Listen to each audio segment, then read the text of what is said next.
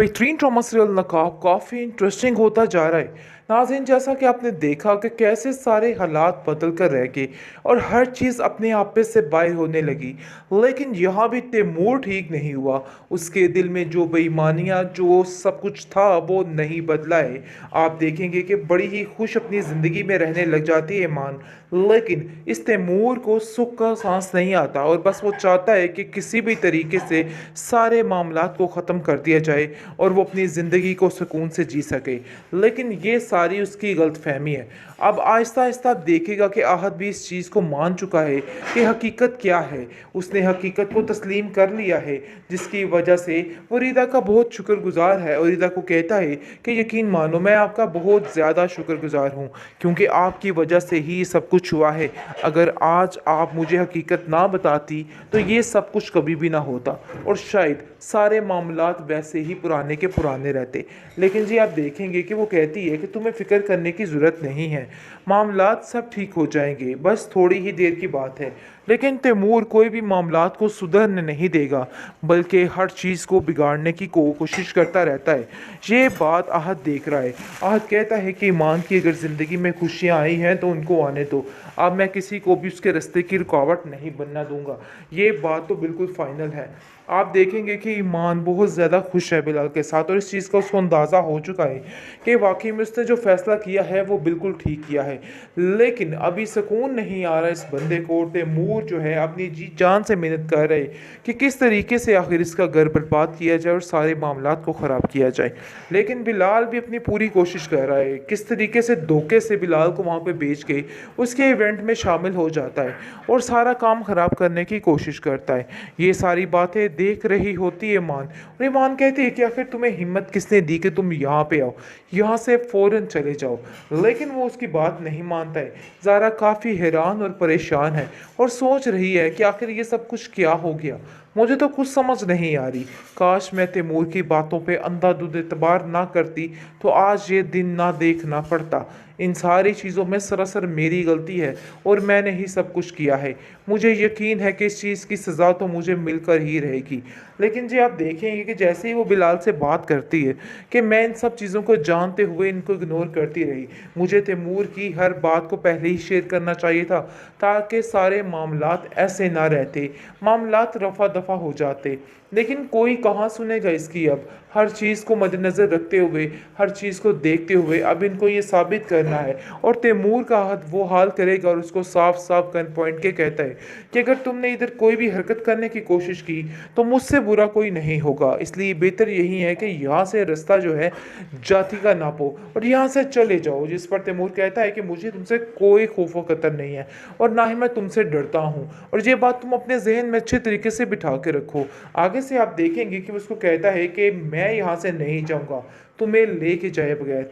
आज यहाँ पर या तो तुम रहोगे और या फिर मैं रहूँगा।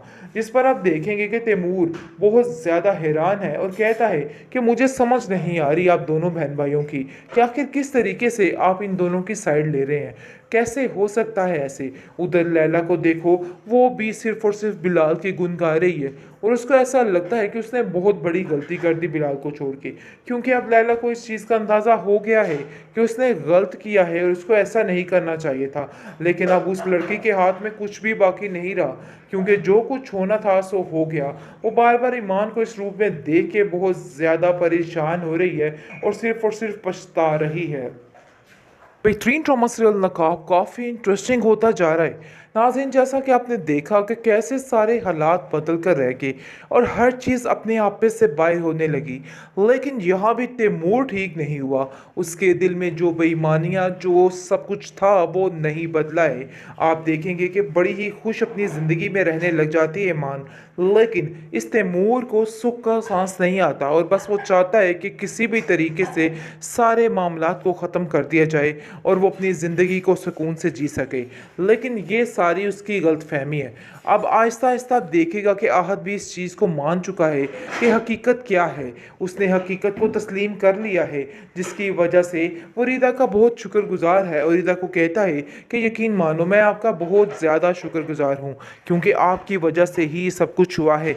अगर आज आप मुझे हकीकत ना बताती तो ये सब कुछ कभी भी ना होता और शायद सारे मामलात वैसे ही पुराने के पुराने रहते। लेकिन जी आप देखेंगे कि वो कहती है कि तुम्हें फ़िक्र करने की ज़रूरत नहीं है, मामलात सब ठीक हो जाएंगे, बस थोड़ी ही देर की बात है। लेकिन तैमूर कोई भी मामलात को सुधरने नहीं देगा, बल्कि हर चीज़ को बिगाड़ने की कोशिश करता रहता है। ये बात आहत देख रहा है। आहत कहता है कि ईमान की अगर ज़िंदगी में खुशियाँ आई हैं तो उनको आने दो, अब मैं किसी को भी उसके रास्ते की रुकावट नहीं बनना दूंगा। ये बात तो बिल्कुल फ़ाइनल है। आप देखेंगे कि ईमान बहुत ज़्यादा खुश है बिलाल के साथ और इस चीज़ का उसको अंदाज़ा हो चुका है कि वाकई में उसने जो फ़ैसला किया है वो बिल्कुल ठीक किया है। लेकिन अभी सुकून नहीं आ रहा इस बंदे को। तैमूर जो है अपनी जी जान से मेहनत कर रहे कि किस तरीके से आखिर इसका घर बर्बाद किया जाए और सारे मामलात को ख़राब किया जाए। लेकिन बिलाल भी अपनी पूरी कोशिश कर रहा है, किस तरीके से धोखे से बिलाल को वहाँ पे बेच के उसके इवेंट में शामिल हो जाता है और सारा काम ख़राब करने की कोशिश करता है। ये सारी बातें देख रही होती है ईमान, और ईमान कहती है कि आखिर तुम्हें हिम्मत किसने दी कि तुम यहाँ पे आओ, यहाँ से फ़ौरन चले जाओ। लेकिन वो उसकी बात नहीं मानता है। ज़ारा काफ़ी हैरान और परेशान है और सोच रही है कि आखिर ये सब कुछ क्या हो गया, मुझे तो कुछ समझ नहीं आ रही। काश मैं तैमूर की बातों पे अंधाधुंध एतबार ना करती तो आज ये दिन ना देखना पड़ता। इन सारी चीज़ों में सरासर मेरी गलती है और मैंने ही सब कुछ किया है। मुझे यकीन है कि इस चीज़ की सज़ा तो मुझे मिलकर ही रहेगी। लेकिन जी आप देखेंगे कि जैसे ही वो बिलाल से बात करती है कि मैं इन सब चीज़ों को जानते हुए इनको इग्नोर करती रही, मुझे तैमूर की हर बात को पहले ही शेयर करना चाहिए था ताकि सारे मामलात ऐसे ना रहते, मामलात रफ़ा दफ़ा हो जाते। लेकिन कोई कहाँ सुनेगा इसकी अब। हर चीज़ को मद्देनज़र रखते हुए, हर चीज़ को देखते हुए अब इनको ये साबित करना है और तैमूर का हद वो हाल करेगा और उसको साफ-साफ गन पॉइंट के कहता है कि अगर तुमने इधर कोई भी हरकत करने की कोशिश की तो मुझसे बुरा कोई नहीं होगा। इसलिए बेहतर यही है कि यहाँ से रास्ता जो है जाति का नापो और यहाँ से चले जाओ। जिस पर तैमूर कहता है कि मुझे तुमसे कोई खौफ व खतर नहीं है और ना ही मैं तुमसे डरता हूँ, और ये बात तुम अपने ज़हन में अच्छे तरीके से बिठा के रखो। आगे से आप देखेंगे कि वो उसको कहता है कि मैं यहाँ से नहीं जाऊँगा तुम्हें लेके जाए बगैर। आज यहाँ पर या तो तुम रहोगे और या फिर मैं रहूँगा।